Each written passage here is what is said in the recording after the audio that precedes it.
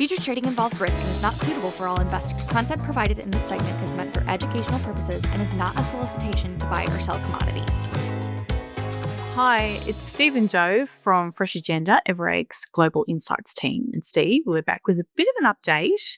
We've got some usual market updates, a little bit about the pulse, also US milk production, which was very interesting for June, some trade data, and then, of course, we're going to finish with Chat of the Week. So we thought we'd start in Europe, Steve, where we're just seeing a little bit less anxiety about milk supply, it seems, and we're just seeing the fresh and liquid prices really starting to relax as a lot of people are already or about to go on their summer break. Things look just a little bit more calm in terms of spot prices, don't they? So you can see those cream prices in particular have really just moved a fair bit lower in the last couple of weeks. There's a bit of rain, Joe, that's gone across the continent. That's probably helped a bit.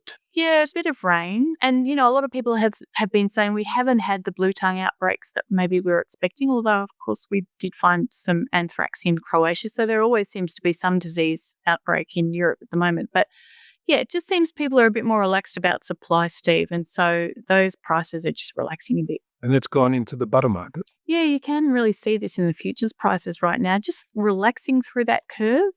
Q4 25 losing almost 2% in the past week. So again, a lot less anxiety about availability of butter.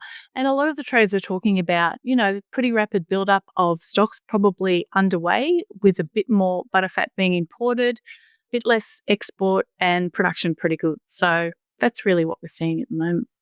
Okay. In terms of skim milk powder in Europe, weaker in the short term, but some reasonably strong carry beyond, Steve. We've seen some pretty good numbers for European exports of skim into Southeast Asia in the latest data. So it just seems to be a little bit more, maybe a little less heavy in terms of skim milk powder. Lumpy in Q4 and Q1. We're not really sure what that means, but interesting to watch that skim just drifting a little bit higher at the moment. And across the US, similar, Joe, like it's looks to tighten up there. That's probably purely domestic and maybe a little bit of Mexican demand, but there's dwindling production. Certainly the emphasis on high protein, milk protein products. They're certainly taking more solids away from non-fat dry milk, maybe just tightening that up sufficiently as we look forward because that high protein demand isn't going away quickly. Mm-hmm. And in the butter market in the US, a little weaker. So spot market seems to continue to weaken despite pretty low volumes being traded, and futures remains at a good premium to that. Cream's just slowly tightening across the US. As we've had pretty good weather, but the cream supply is tightening. We've got some pretty weak demand signals in the butter market as well, which is probably adding to this. So no stress there in looking forward, do we? And when we look, just adding to this one, the only one from the Oceania region I thought I'd drop in is just pretty interesting set of curves for whole milk powder futures. After last week's positive GDT result, we saw that lift in forward prices. Still a bit of relaxation, still a backwardating curve. But middling out at about 37.50 per tonne is a pretty good whole milk powder price. And if we're matching here and we go through the peak and that's where it is, that's probably a good result. So where does it leave us? Skim milk powder, all exchanges are a little firmer in this past week. And what it's done, though, is just pulled New Zealand a little bit away from its competitors. So while it has carry, it's the CME, which is flatlining out there into that future. I just think it's interesting that while the market might be tightening a bit, growth indicators in New Zealand still look pretty positive, Joe. We'll talk about that later. A little later. Yeah, in terms of butterfat, food prices for EU and the US have shifted lower. New Zealand AMF a little bit firmer, and we'll see some of the trade data that is probably behind that, Steve, in a little while. But yeah, it's still obviously Europe right up the top, but slowly getting a little bit closer. So, Joe, what happened on this week's Pulse? Yeah, an interesting event this week, Steve. Thought maybe with that announcement of a lot of milk production, even though it's only June in New Zealand, prices might have been a bit subdued, but no, it's a pretty positive result for both whole milk powder and skim milk powder at Pulse this week. Whole milk powder regular lifted by $115 a tonne, or 3% on the previous Pulse. And it was also up 1.7% or $65 a tonne on last week's auction number 384. Setting a new trend there, that mine. It is, isn't it?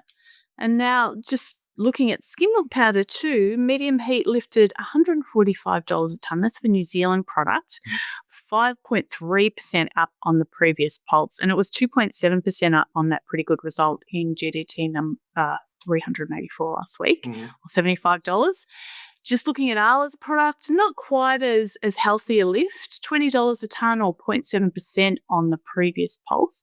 And it lifted about $1 a tonne on last week's auction. So pretty steady as she goes there. But yeah, interesting results for the New Zealand product, Steve. That's a very strong pulse lift. And I would have to say that's one of the strongest pulse-on-pulse results we've seen just looking back through that history there, Joe. So yeah, where it goes next is pretty interesting. Mm-hmm. So US milk production came out this morning our time as we are shooting this. Pretty strong numbers. National production up 3.3% in June. That is on a low comparable last year, which was down 1.7%. But it's up 1.5% on 2 years ago. So we are seeing a good lift in numbers. Cow numbers are up 4,000 head from May. That's the smallest month-on-month lift this year. But this year, the US herd has added 114,000 cows since the start of the year. Those numbers are up 1.6% on this time a year ago. But the other interesting thing is that the per cow output yield is up 1.7%, and that's the best year-on-year growth since August 22. So good margins pushing milk higher there. But of course, as with most recent milk production reports, there are some revisions, and the revisions continued.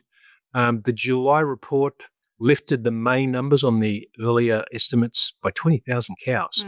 And that was after the June report had lifted the May numbers. But the one that's come out today has backed those off by 4,000 cows. So still moving around a bit, but it's a pretty strong result. Now, with that slower addition, Joe, it's going to be interesting to see whether that momentum is sustained going forward. And talking of trade updates, you mentioned earlier, Joe. Yeah, we've wrapped up global trade for May, which in milk solids equivalent terms grew 2.1% year over year. And it's up 4% over the 6 months to May, Steve. So actually pretty strong trade there. And again, a lot of that, we saw a bit of front loading with the tariff uncertainty earlier in the year.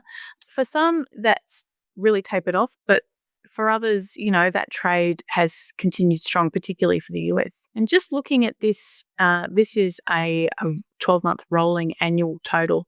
So we're really pushing towards that peak that we had back in 21, Steve, when China was really in the market in a big way, securing product after that first round of COVID lockdown. So very interesting to see it right up there. It's kind of snuck up on us. Looking across the products, this shows the 3 and 6 month comparison year on year in the tonnage. So milk powder's overall weaker. In the month of May, which dragged those numbers down a bit, whole milk powder down 13%. So there's still pretty ordinary trade there, and China's one of those. Skim milk powder up a little bit, 1% in the month, just enough to pull the 3-month total above the gain line. Fat's very strong. This is partly recovery, but also, we've seen whole AMF prices drop quite a bit quickly and big discount to butter. So in the month of May, AMF was up a stunning 62% year on year for that month. But, and that's not a 1 month fluke. Look at those prior months, that prior period, up nearly 30% over the 6 months. So in recent trade, New Zealand putting a lot more volume into the EU, not overbalancing that market, but it is contributing to some of that relaxation you talked about earlier. And the US has put a reasonable increase in AMF into Mexico. Cheese continues quite solid expansion. Those numbers don't look spectacular, but cheese has continued to build and again set a record for the highest monthly trade in the month of May. The quite achiever. Quite achiever. Speaking of cheese. Yeah, we were just having a look at the export growth into contestable markets. So these contestable cheese markets are markets where the big three and possibly more are actually going head to head. They're not markets that are sort of tied to one major supplier. So you can see that the US and New Zealand really head-to-head in May, but New Zealand was very strong prior to that. So the US is slowly catching up there, Steve, the last 3 months, growing a little bit, but EU has really lost some share in the 6-month period. And for the latest months for Australia, UK, Argentina and Europe, it's pretty much line ball. So just interesting to see how these exporters have engaged with those more contestable markets, Steve. And I think you're going to have a bit more of a look at the markets themselves. The markets themselves in 3 and 6 month periods. Again, this is in the year-on-year change in tonnes. So in May, in the latest trade data, it's China and Central America that dominated growth. And don't underestimate the Central American region. That's becoming quite important, particularly to the US. In the past quarter to May, you can see the expansion has been led by China and a recovery in Japan, which is inching its way back up. Still a long way back from where it was in the past. So, Joe, that chart there shows the 3-month orange bar. So the next chart shows how that 3-month period has broken into the changes per major exporter and the clear patterns, right? New Zealand dominating in China and to a lesser extent, but also growing fastest in Southeast Asia. Japan, quite an even contest, each of them growing there as that market recovers. The EU is hanging on in South Korea, the only market where it didn't lose percentage share in the month of May. It's quite interesting how that's, EU certainly losing ground across the board, but it's the only one it's hanging in on. And the US dominating Latin America. Yeah, really interesting. They're the summary takeaways from that, but it is, changing landscape across the globe, but each sort of nestling down to their strong suit.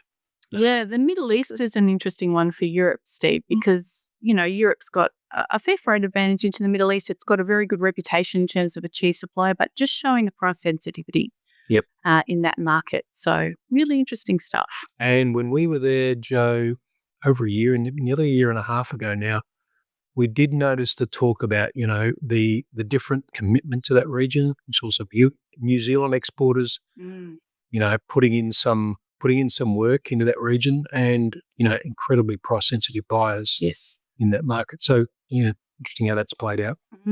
Chart of the week, Egan, brings home. Yeah, look, we're back in this part of the world, Steve, because we did get some June milk production numbers out of New Zealand.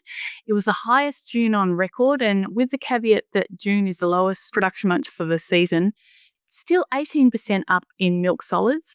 You do get the feeling that New Zealand farmers are really chasing production in this second year of pretty good farm gate price forecast, around $10 a kilogram milk solids is a forecast at the moment. We've seen a little while ago the culling rates in New Zealand in the usual months of high culling really down on previous years. We've seen an increase in PKE imports as well. So the availability of feed is definitely there to keep production going.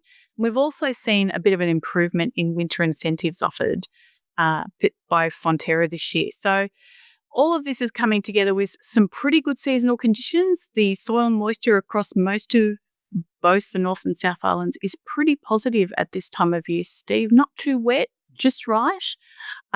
So we would expect July to also be quite strong. And these are against pretty strong comparatives last year, Steve. So shaping up to be another absolute bumper of a spring in New Zealand.